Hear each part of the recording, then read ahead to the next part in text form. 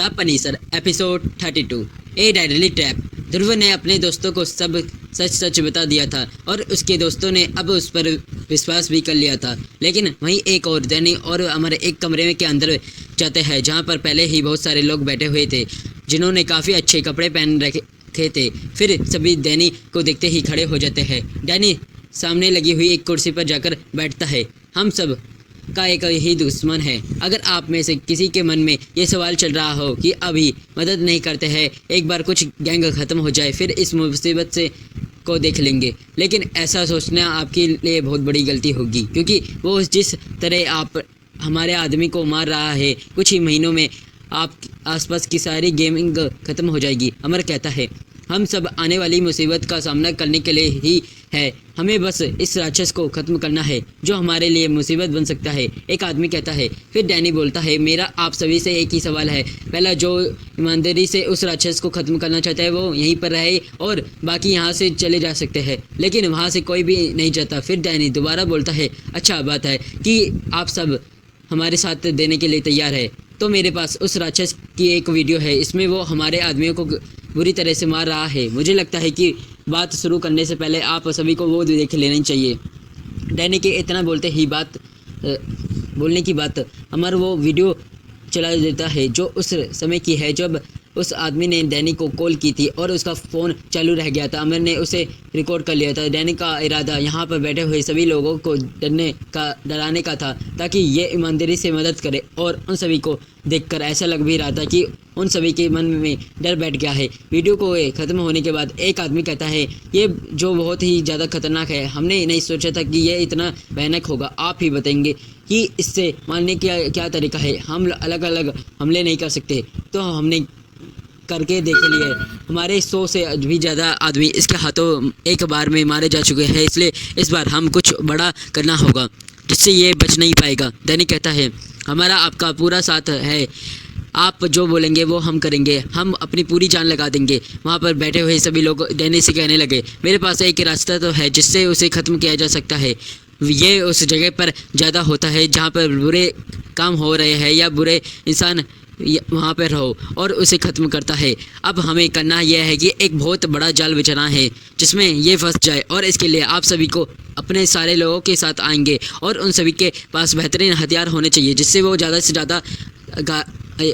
ज़्यादा उसे घायल कर सके और हम उसे मार सके। डैनी कह सकता है, ये सब तो ठीक है, हमें अपने लोगों भी ले आएंगे और उन्हें हथियार भी दे देंगे, लेकिन इस बात का क्या कि वो उस जगह पर आएगा जहाँ पर उसे लाना चाहते हैं।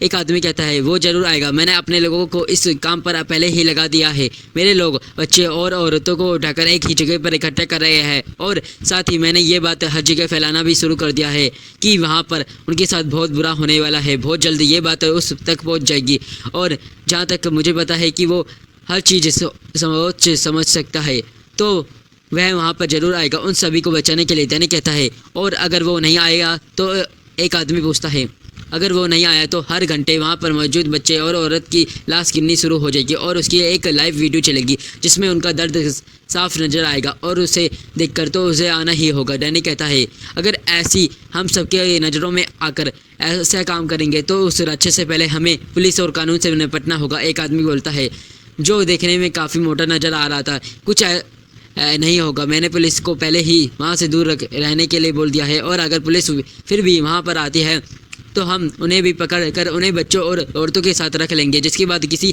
की भी हिम्मत नहीं होगी वहाँ पर जाने की और हम आसानी से अपना काम कर लेंगे। डैनी बोलता है, आपका प्लान तो बहुत ही अच्छा है, लेकिन आपने जो राक्षस को मारने पर इनाम रखा है उसका क्या होगा, वो किस मिलेगा, क्योंकि सभी साथ में काम कर रहे हैं, तो क्या आप वो अभी भी दे देंगे या नहीं। एक टोपी पहना हुआ आदमी कहता है, उसकी चिंता कोई की ज़रूरत नहीं है, जैसे मैंने कहा था कि वैसा ही होगा। वो इनाम के 15 करोड़ भी दूंगा और आपने एक एरिया का हिस्सा भी दूंगा, लेकिन अब वो 15 करोड़ और वो एरिया आप सभी में बराबर बांट दिया जाएगा, क्योंकि आप सभी साथ में ही काम कर रहे हैं, इसलिए उन पैसों के भी उतने ही हिस्से होंगे। डैनी कहता है, उससे हमें मंजूर है। सभी बोलते हैं और कुछ और बातें करने लगते हैं कि उस राक्षस को ख़त्म करने के लिए क्या क्या करना चाहिए, कि उस राक्षस को ख़त्म करने के लिए और क्या क्या करना चाहिए। डैनी ने जैसे सोचा था उससे भी अच्छा हो रहा था। सभी लोग उसे ख़त्म करने के लिए पूरी तरह से तैयार हो गए थे। अब बस उस राक्षस के जाल में फंसने की देरी थी और उसके बाद उसे कोई नहीं बचा सकता है। क्या डैनी अपने मकसद में कामयाब हो जाएगा और क्या ध्रुव डैनी की चाल में फंस जाएगा? क्या होगा? डैनी की चाल में फंसकर किसी को अपने को खो देगा।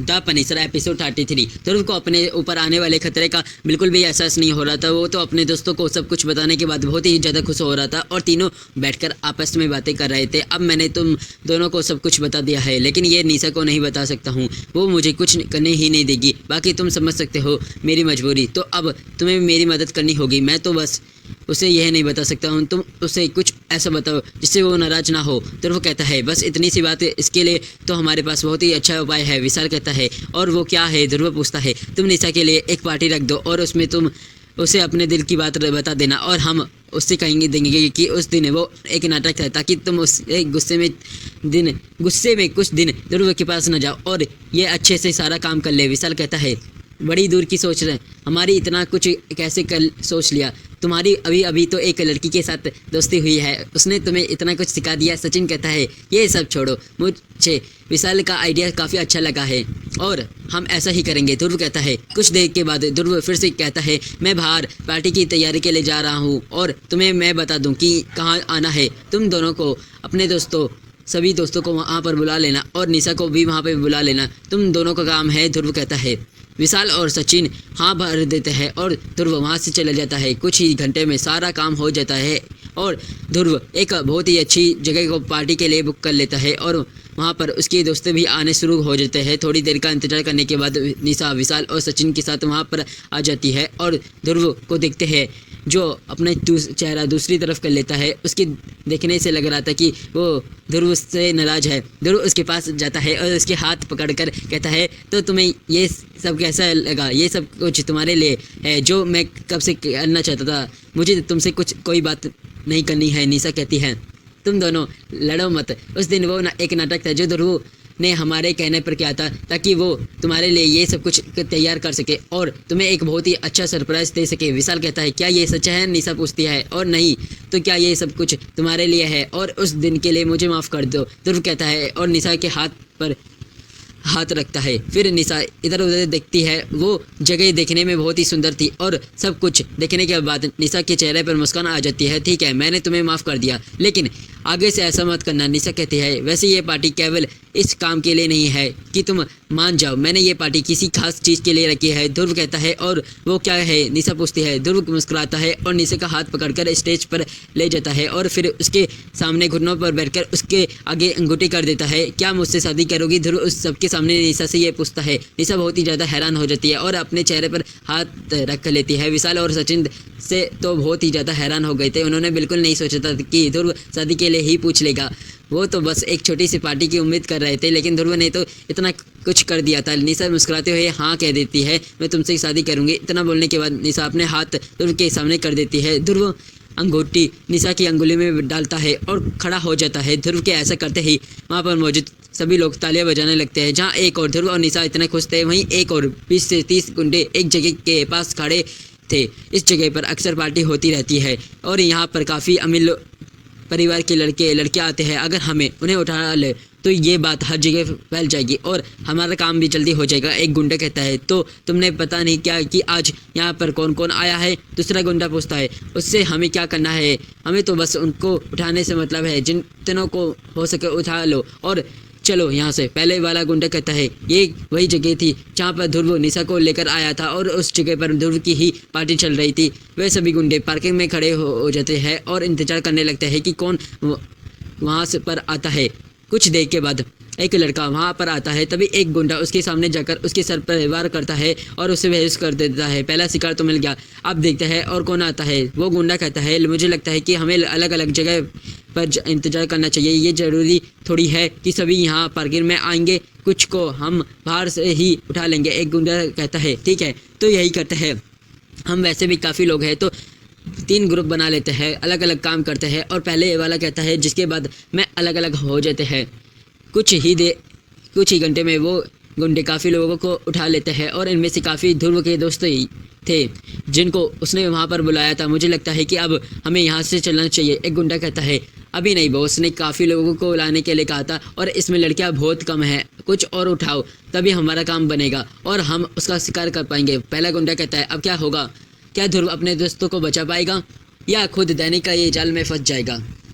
The Punisher episode 34 attack. कुछ घंटे के बाद पार्टी में से आधे से ज़्यादा लोग चले गए थे और अब वहाँ पर केवल ध्रुव के कुछ खास दोस्त ही बचे थे, जिसमें विशाल और सचिन की गर्लफ्रेंड भी थी। अच्छा ध्रुव, अब पार्टी तो ख़त्म हो गई है, अब हमें क्या करना है। विशाल कहता है तुम दोनों को एक काम करो, लड़कियों को उनके घर छोड़ दो, तब तक मैं यहाँ का हिसाब किताब करके आता हूँ, थोड़ा सा बचा हुआ है, तुम चलो मैं तुम्हारे पीछे पीछे आ रहा हूँ। ध्रुव कहता है अच्छा ठीक है हम चलते हैं और निशा को भी उसके घर छोड़ देंगे। विशाल कहता है और ज्योति और संजना को भी अपने साथ ले जाता है।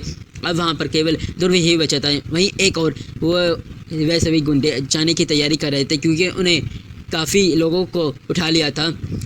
एक मिनट रुको, अंदर से 3 लड़कियां आ रही है और उनके साथ 2 लड़के भी हैं, उनको और उठा लेते हैं, जितने ज़्यादा लोग होंगे उतना अच्छा होगा। एक गुंडा कहता है हमने वैसे ही बहुत लोगों को उठा लिया है और अब इनको क्यों लेना। दूसरा गुंडा कहता है अभी इनके लिए जगह है, हम इनको अंदर रख सकते हैं, चलो रे। पहला वाला गुंडा कहता है और अपने लोगों के लेकर उन 5 की तरफ जाने लगता है। ये और कोई नहीं विशाल, सचिन, निशा, संजना और ज्योति थी। वे सभी गुंडे उन्हें चारों तरफ से घेर लेते हैं और अपने हथियार उनके ऊपर कर देते हैं, अगर हिले तो गोली मार दूंगा। एक गुंडा कहता है। वो तीनों लड़कियां काफ़ी डर जाती है, लेकिन विशाल और सचिन डरे हुए नजर नहीं आ रहे थे। विशाल अपने हाथ ऊपर करके उस गुंडे के हाथ से बंदूक के नीचे गिरा देता है और उसे लात मारकर दूर कर देता है। सचिन भी अपने सामने मौजूद 2 गुंडों के पीछे की ओर फेंक देता है। निशा जल्दी से ध्रुव को कॉल करो और उसे जल्दी से यहाँ आने के लिए कहो, विशाल कहता है। विशाल के इतना बोलने के बाद ही निशा तुरंत ध्रुव को फ़ोन मिला देती है। दूसरी तरफ से ध्रुव फ़ोन उठाकर कहता है मैडम आपसे 5 मिनट भी नहीं रहा जाता मेरे बिना। ध्रुव हम पर कुछ गुंडों ने हमला कर दिया है। निशा इससे आगे कुछ कह पाती उससे पहले ही एक गुंडा उसका फ़ोन लेकर तोड़ देता है और निशा की गाल पर एक जोरदार थप्पड़ मार देता है और अपनी बंदूक को निकाल कर निशा के सर पर रख देता है और हीरो रुक जाओ वरना इसका भेजा खोल दूंगा, वो गुंडा कहता है। फिर विशाल और सचिन लड़ना बंद कर देते हैं और एक जगह पर खड़े हो जाते हैं क्योंकि वो निशा को कुछ भी नहीं होना दे सकते थे। तभी उनके पीछे से एक रुमाल विशाल के ऊपर लगता है, जिसके बाद विशाल बेहोश हो जाता है और यही सचिन के साथ भी होता है। जिसके बाद भी गुंडे उन तीनों लड़कों को भी बेहोश कर देते हैं और उनकी गाड़ी में डालने लगते हैं। वहीं एक और ध्रुव को जब पता चलता है कि उसके दोस्तों पर हमला हुआ है तो उसके मन में हजारों सवाल उठने लगते हैं, कहीं उसके दुश्मन उस तक तो नहीं पहुंच गए। ध्रुव 1 मिनट भी बर्बाद नहीं करता और भागता हुआ बाहर की ओर जाने लगता है। मुझे लगता है कि उन्हें परेशर वाले कपड़े पहन लेने चाहिए, तुम्हें उनकी ज़रूरत पड़ सकती है, अर्जुन कहता है। ध्रुव को यह दिख के लगता है और वो भागते हुए परेशर के कपड़े पहन लेता है। जब ध्रुव पार्किंग में पहुंचता है तो उसे कोई नज़र नहीं आता। जब ध्रुव इधर उधर देखता है तो उसके नजर कुछ घंटों पर पड़ती है जो कुछ लोगों को उठाकर गाड़ी में डाल रहे थे। ध्रुव उनको देख करते ही गुस्सा में आ जाता है और उसकी आंखें गुस्से में लाल हो जाती है। ध्रुव कुछ भी पर बर्दाश्त कर सकता था, लेकिन कोई उसके दोस्तों पर हमला करे ये उसे मंजूर नहीं था। ध्रुव भागता हुआ उनके पास आता है और सबसे पहले पीछे खड़े हुए आदमी को एक जोरदार मुक्का मारता है, जिससे वो नीचे गिर जाता है और वे सभी गुंडे उसकी तरफ देखने लगते हैं। नई चुनौती प्राप्त हुई है, इन सभी गुंडों को ख़त्म करें। चुनौती का इनाम तुरंत लेवल अप। ध्रुव का सिस्टम उसे कहता है। ये सुनने के बाद ध्रुव काफ़ी ज़्यादा हैरान हो जाता है। ध्रुव इसलिए हैरान था क्योंकि पहली बार उसे ऐसी चुनौती मिली थी और सच कहा जाए तो उसे इस चुनौती की सबसे ज़्यादा ज़रूरत थी क्योंकि उसे लेवल 10 पर पहुंचना था और इस चुनौती पर करने से वो ऐसा कर सकता है।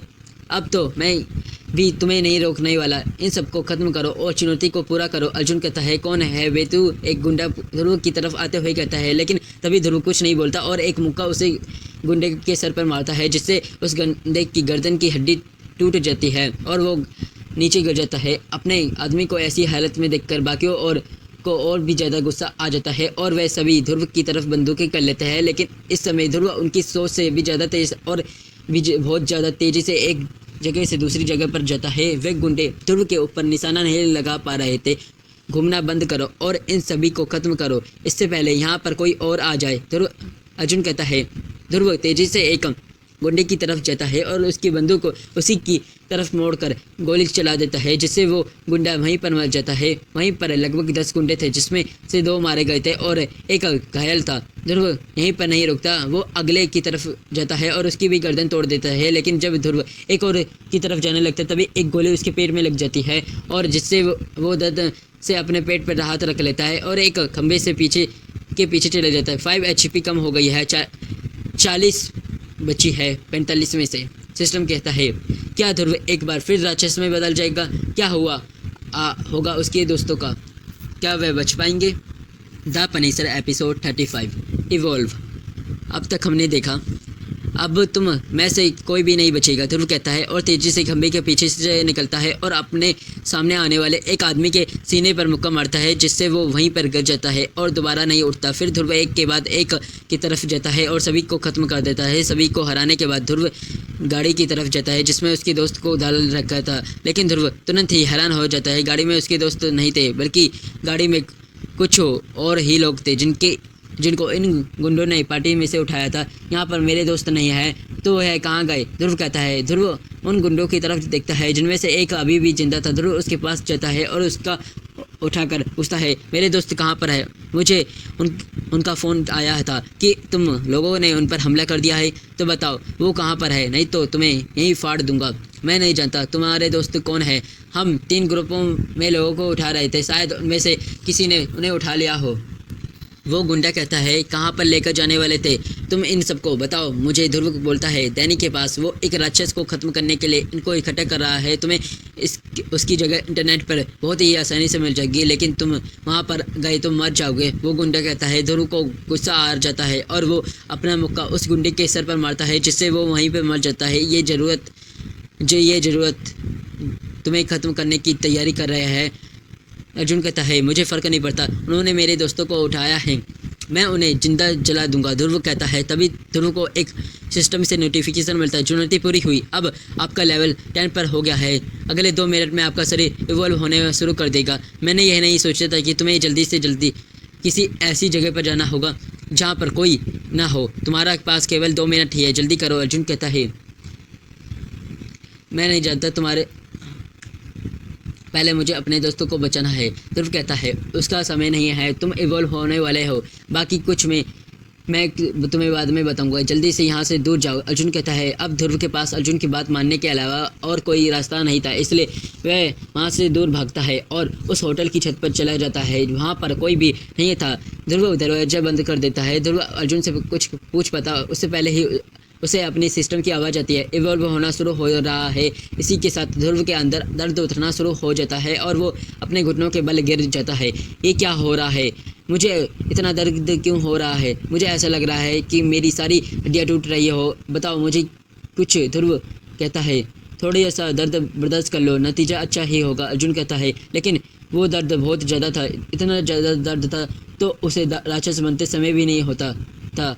ध्रुव ज़मीन पर गिरा हुआ था, दर्द से मचल रहा था, उससे सांस आने भी बंद हो गई थी। रोको, इससे मैं मर जाऊंगा, नहीं तो। ध्रुव कहता है।